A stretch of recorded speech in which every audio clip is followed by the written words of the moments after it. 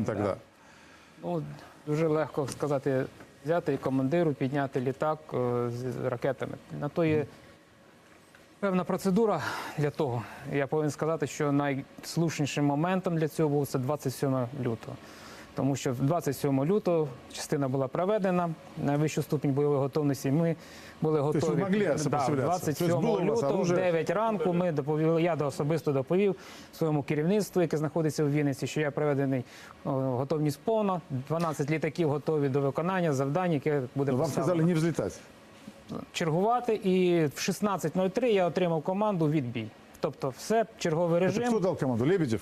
Ні. Мені дали команду по оперативній лінії. По оперативній лінії. Лінії оперативних чергових.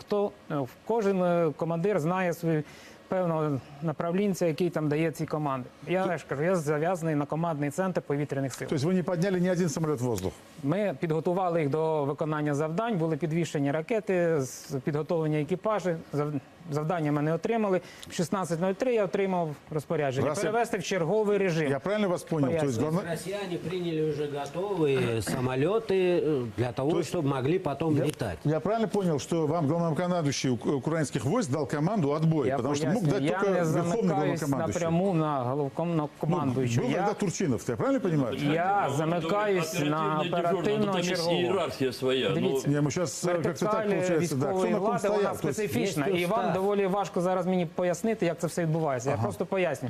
В 16:03 керівництво моє Вінниці дало команду чергувати 4 літаками в готовності. Ми А сколько всего было летаков тогда? Сколько было? 12, я поясню. 12. 39-х, Все боевой готовности были? Все были вооружены? Да, підготовлені до виконання завдань. Это те самые самолеты, которые вы забирали потом? Их было больше, 12 боеготовых.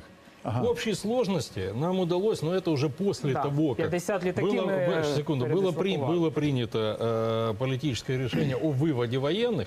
Ну, я могу сказать так, я сколько мог сопротивлялся, но мотивация была такая. Если мы еще неделю подождем, некого будет выводить.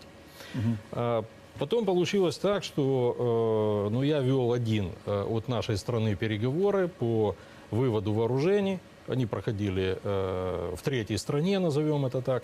Вот. В итоге удалось добиться, и начиная с начала апреля нам в общей сложности удалось вытащить из Крыма 3502 единицы военной техники и вооружений.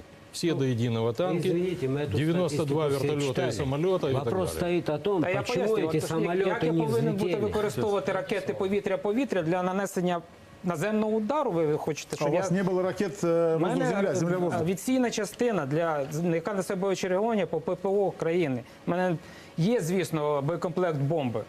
Але в даному моменті мені поставлено завдання було екіпірувати, підвісити ракети повітря-повітря. Тобто цими ракетами по землі не воюють, як ви не розумієте. В даному випадку, я ж кажу, в 16:03 отримав команду, перевів в режим постійного чергування 4 літака. Все, оці 4 літака, і, звісно, скрізь вже ця інформація йшла, тому що вони були на видному місці, і всі інші літаки ми розосередили по зонам і замаскували.